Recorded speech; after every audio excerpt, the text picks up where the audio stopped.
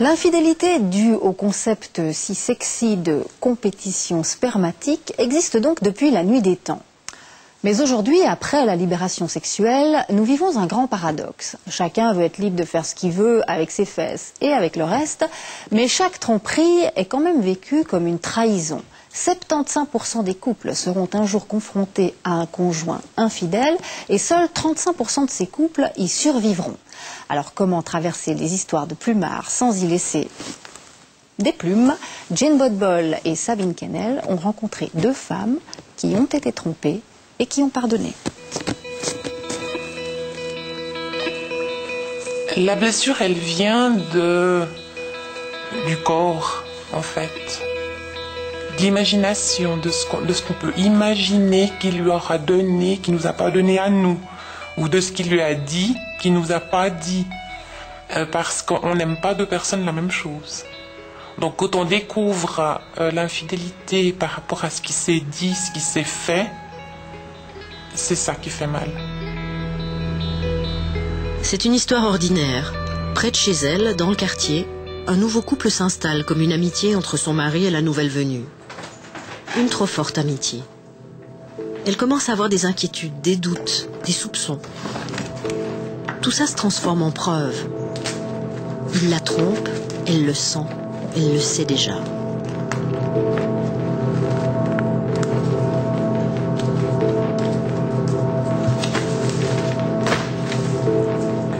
Beaucoup de couples explosent après une infidélité. Mais c'est pas l'infidélité qui a fait exploser le couple. Parce que s'il y a eu infidélité, c'est que le couple n'existait plus en tant que tel. C'était autre chose alors. C'est pas l'infidélité qui fait qu'on part. C'est ce qu'il y avait avant. Donc c'est là où ça fait mal. C'est de pas avoir vu avant. De pas avoir mis les barrières ou de pas avoir dit ou de pas avoir vu. Pour empêcher cela. Certains détails lui mettent la puce à l'oreille. Elle prend en cachette le téléphone de son mari et la preuve est là. Un SMS sans équivoque. On ne peut pas rester dans le processus de la colère et de la haine. Et moi, j'en ai jamais eu. J'ai eu vis-à-vis de ma rivale, mais contre lui, j'en ai jamais eu. Et pas encore aujourd'hui. Je lui en ai pas voulu. Parce que dans les discussions de colère, de chagrin, de pourquoi, de comment,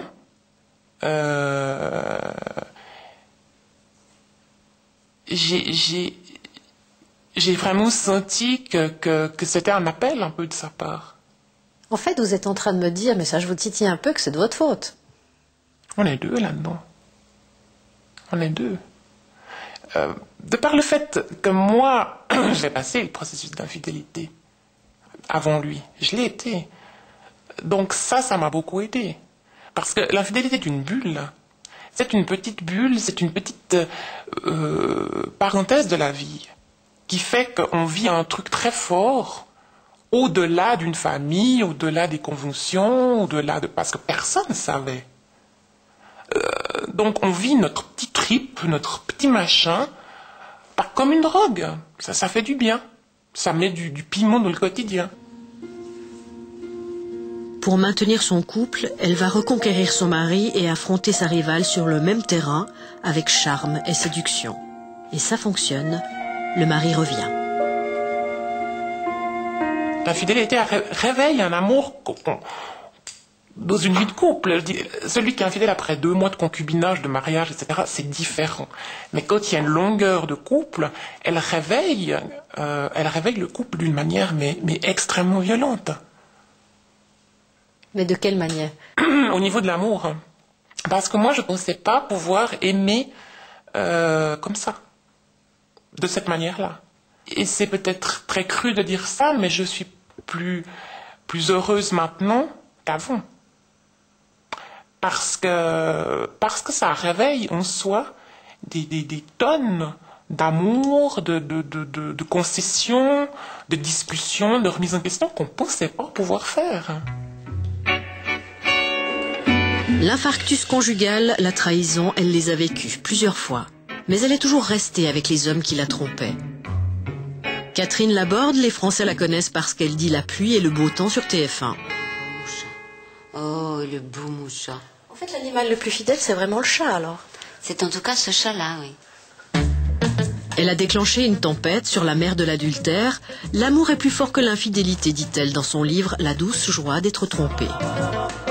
Quand on rencontre cette énorme douleur de la tromperie qui vous démolit, qui vous détruit, on a l'impression qu'il n'y a que cette douleur qui existe. C'est comme si on se raccrochait à cette douleur pour avoir un semblant d'existence, quoi. Comme si la seule chose debout dans sa vie, c'était cette douleur et cette souffrance immense.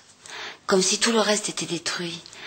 Et je suis convaincue, mais ça aussi c'est difficile, qu'il ne faut pas en rester à cette douleur. Elle se traverse. Ne pas rester dans la douleur, passer la ritournelle de la plainte permet d'outrepasser la haine.